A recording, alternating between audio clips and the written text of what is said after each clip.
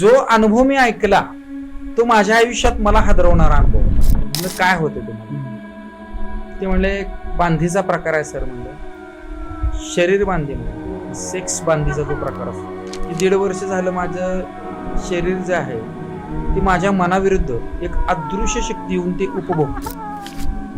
बापरे. मी हे पहिल्यांदा जेव्हा ऐकलं तेव्हा मी हादरून गेलो. का तर हे फक्त चित्रपटात पाहिलं होतं, तो तब्बूचा चित्रपट हवा.